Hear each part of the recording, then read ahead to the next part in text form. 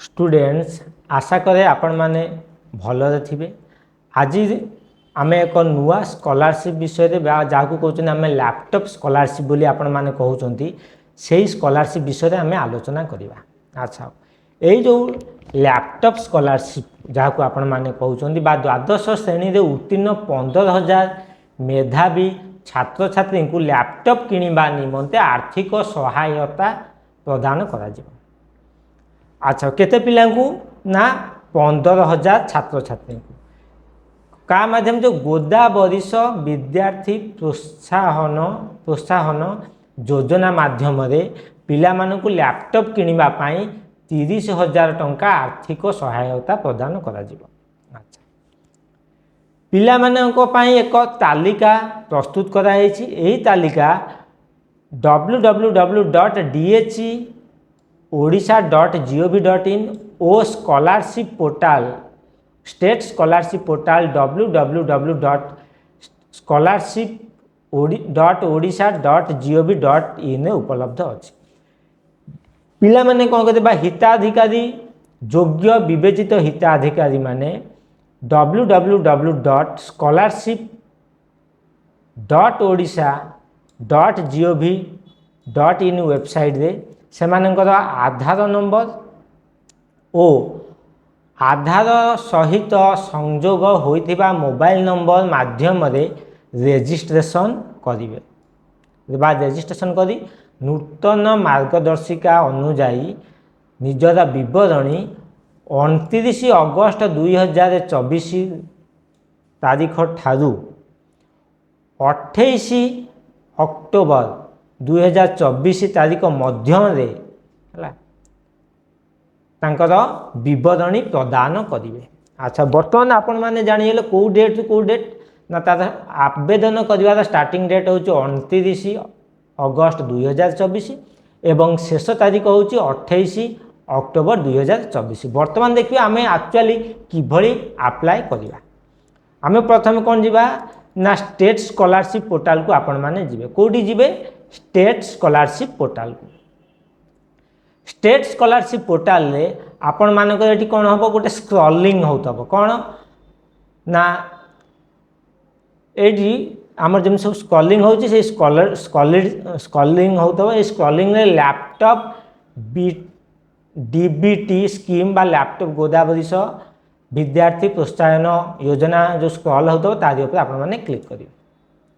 Click कला परे आपण माने कौन करेंगे ये तलू पड़े से गोटे डाउनलोड टू अच्छी तारी ऊपर आपण माने क्लिक करदेवे। डाउनलोड टू टा क्लिक कला परे ता देह कौन हम डाउनलोड टू टा आपण माने क्लिक कला परे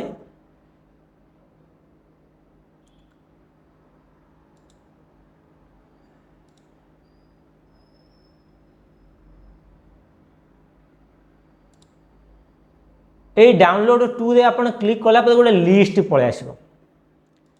यही लिस्ट रे आपण माने जो माने सिलेक्शन होइतिबे सेही मानकर लिस्टटा एटी अछि। जदि आपण मानकर सेही लिस्ट रे नाम थिबो ताले आपण माने कोन करिवे अप्लाई करिवे। किभली अप्लाई करिवे ना स्टेट स्कॉलरशिप पोर्टल को आपण माने जिवे लिस्ट सिलेक्शन लिस्ट रे जदि आपण मानकर ना थिबो एटी तब कोड लिस्ट आनिबे ना ओपनिंग पोर्टल ऑफ गोदावरीश विद्यार्थी प्रोत्साहन योजना ब्रैकेट थब लैपटॉप डीबीटी स्कीम 2024 तारी पे क्लिक करला परे आपण माने आनिबे।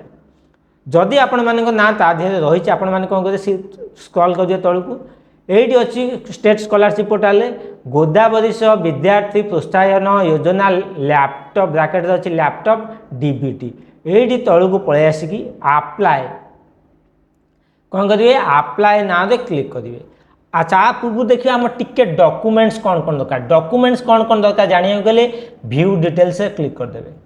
आसीगला आपनकर कौन कौन डॉक्यूमेंट्स दरकार एटी लिखिछि ना Aadhaar card of student passport size photograph of student marksheet last exam pass यही जिनिस दरकार। कौन कौन दरकार students Aadhaar card passport size photo आउ मार्कशीट माने +2 रो मार्कशीट दरकार। यही डॉक्यूमेंट्स को एकत्र करी आपण माने कौन करिवे ना अप्लाई नाउ रे क्लिक करी एवं आउ कोन आनिबे आपनकर बैंक पासबुक पाखरे रखिथिबे। अप्लाई नाउ रे क्लिक करेंगे। अप्लाई नाउ रे क्लिक कले कौन हम आप आधार नंबर पासवर्ड देवे लॉगिन करिया। जदि आप लॉगिन करना रजिस्टर नाउ रे क्लिक करेंगे। रजिस्टर नाउ रे क्लिक करके प्रोसीड करेंगे। प्रोसीड करके आधार नंबर देवे ओटीपी जीव ओटीपी को कन्फर्म करेंगे। तापर प्रोसेस गुड़ाक जाए आपण मैंने कौन करेंगे अप्लाई करेंगे।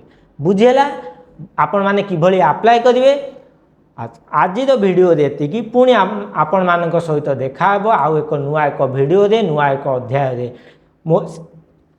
से मोर चैनल को आपण माने बहुल भाव में लाइक करूँ शेयर करूँ सब्सक्राइब करूँ एवं सब्सक्राइब करने समय बेल आइकन बा नोटिफिकेशन बटन को आपण माने प्रेस करने भूलिबे नहीं। रही पुणी आपण मान सहित देखा आउ एक नुआ एक वीडियो आउ एक नुआ एक अध्याय। धन्यवाद।